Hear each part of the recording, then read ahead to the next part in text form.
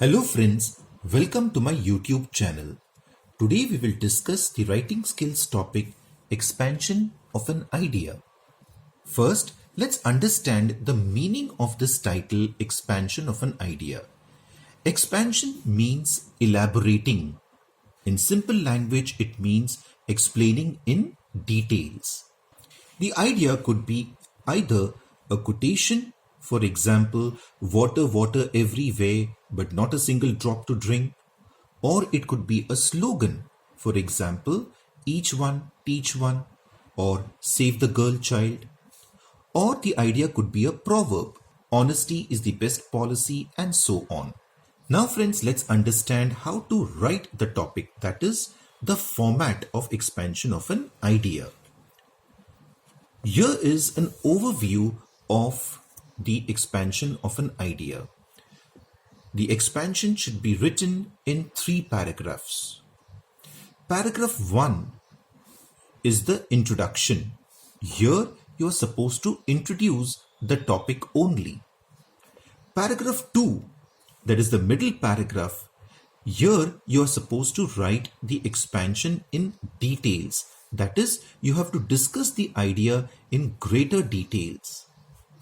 Paragraph 3, that is the third and the last paragraph, is the concluding paragraph. Here you are supposed to conclude the topic. Now friends, let us understand this particular expansion in greater details. We will see what we are supposed to write. We'll begin with the first paragraph. The first paragraph is the introduction. That is, you have to introduce the topic. This paragraph should be a short paragraph. That is, you have to write approximately 5 to 6 lines only. What are you supposed to write over here? You have to explain the meaning of the given idea. In such cases, you have to give the literal meaning as well as the figurative meaning. Literal meaning means the actual meaning, and the figurative meaning means the hidden meaning. For example, if the topic is time and tide waits for no man, here it means that nature and time waits for no human being. This is the literal meaning. The figurative meaning, that is the hidden meaning, is that man should make use of time wisely. He should know how to manage time. So this is how you are supposed to explain the meaning of the given idea in the first paragraph. Now friends, let's understand what we are supposed to write in the second paragraph. In the second paragraph, we should discuss the given idea in details. So this paragraph is a big paragraph and you should write approximately 20 to 25 lines. Here are some of the points that will help you to write this paragraph effectively and easily. For example, first, human nature or human civilization. For example, if the topic is save trees, save earth, you can write about how the earth was full of greenery and over a period of time how human nature of cutting down trees, grabbing land and urbanization has led to the present situation. And consequently, we have to face climate change, global warming and so on. You can write about general human nature or human tendencies. So that's human nature or human civilization. Next, international or national events.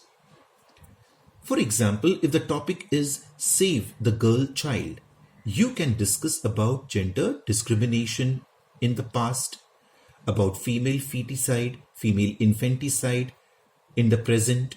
You can speak about the patriarchal society, etc. You can also explain how gender equality exists in advanced countries like Japan, USA, Russia, etc. and how those societies are advanced. Short examples of lives of famous people. Friends, This is a very, very important point, and you can use this in almost many proverbs. You can give examples of famous sports persons, personalities, social workers, actors, industrialists, etc., who have reached the top, and you can connect with the given idea. Next, relate with students' life. This is a very, very easy point. You can give a student's perspective on any topic, your own perspective. For example, if you're given the proverb, time and tide waits for none, you can explain why a student should value time and how a student can benefit if she or he values time. You can next explain the problems. What does this mean? For example, if the topic is health is wealth, what happens if you do not give importance or due attention to your health? If you don't exercise, or don't have a balanced diet, or don't rest, or don't get adequate sleep, how will all these affect your overall health? All these problems you can discuss and give the remedies accordingly. So friends, the middle paragraph is a very, very important paragraph, and what you write here will cast an impression in the examiner's mind. So I have given you 5 different points. Even if you write 3 to 4 sentences on each point, you will have sufficient content, and remember, quality content. Now we'll come to the third paragraph, that is the conclusion, the concluding paragraph. This paragraph should be a short paragraph. It should be of maximum 1 or 2 lines. What are you supposed to do in this paragraph? You are supposed to summarize and conclude the given idea. In short, remember, you are not supposed to add any new point over here. Now let's understand what are the important points we should remember when we are writing the expansion. First, understand the topic. That is, understand the meaning of the slogan or the proverb, so that once you understand the meaning, you will be able to think and write accordingly. But this is the most important point, understanding the topic very clearly. Next is clarity of thoughts. As I said earlier, you have to be very, very clear about what you have to write. Next, you have to place those ideas or those thoughts sequentially, that is, in a line. Use of discourse markers. Example, similarly, in this way, furthermore, and so on. Friends, you have to connect sentences so that the entire expansion looks like a united whole, one complete idea. And for that, you require to use discourse markers. And finally, if possible, you can use proverbs of similar meaning.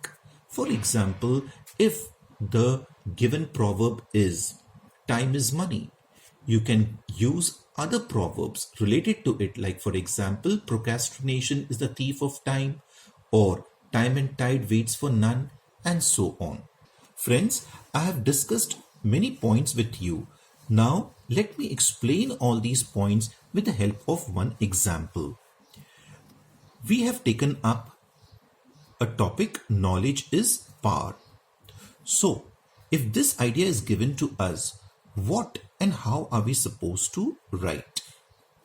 See, this is our first paragraph. In the first paragraph, as I said, we have to give the meaning of the given idea. So our idea is knowledge is power. So we'll have to explain how knowledge is power. This statement reflects the reality of life. So this is how I begin my idea in a general sense. It does not mean that knowledge and power are synonymous or identical. On the contrary, it means that knowledge is the source of power. It is a way of achieving power. So Here I have given the meaning of the idea. Now we begin with the second paragraph. In modern times, power does not merely mean muscle power, political power, or money power, but it also means power of ideas and thoughts. People who occupy top positions wield power. They possess not just bookish knowledge or information, but sound practical knowledge. It could be specialization in a particular field or expertise or technical know how. They control or manage the entire affairs of a society. So here I have explained the given particular idea in details. Now I'll try and mention about the human nature, human civilization, and so on. In olden times, priests, scholars, and ministers shouldered these responsibilities, whereas nowadays, bureaucrats, technocrats, educationists, and doctors do so. Human civilization shows how man used his ever active brain to bring numerous discoveries and inventions. Behind these marvelous achievements lie his power, and behind his power lies his knowledge. So I have explained my idea here in terms of human civilization, in terms of human progress, how man has become powerful by using his knowledge. America, Russia, Japan are far advanced in knowledge and technology, so they exercise powerful influence on global issues. Their knowledge gives them the power to rule the world. Here I have taken up that point of national and international level. Gandhiji used his sound and in-depth knowledge of truth, non-violence and satyagraha to gain freedom with honor and dignity for India from the British Empire. Now here I have taken the example of Gandhiji, okay, in order to show how knowledge is really very powerful and how it has brought dignity for the country. So again, I'm going at this national level. Next, here I'm giving the examples of famous personalities connected with the idea. Bill Gates, Steve Jobs, Mark Zuckerberg have used their knowledge of information technology and revolutionized the way we live and think. Bill Gates used his knowledge of software and was the richest man on the earth for almost 2 decades. Presently, Jeff Bezos is using internet and e-commerce knowledge and is the richest man on the earth. So here, friends, I am giving the example of famous personalities, as I said earlier, okay, who have used knowledge to become powerful. And finally, this is the third and the last paragraph where I am not using any new idea. I am just summarizing whatever I have said. Knowledge helps us to earn honor and dignity, status and position, name and fame. So in this sense, knowledge is supreme. Knowledge is power. So with the help of the examples, with help of the explanation, I'm trying to prove over here or summarize over here that knowledge is power. So friends, this was the video on expansion of an idea. I hope it helped you. Thank you for watching it. Do like, share and subscribe. Bye.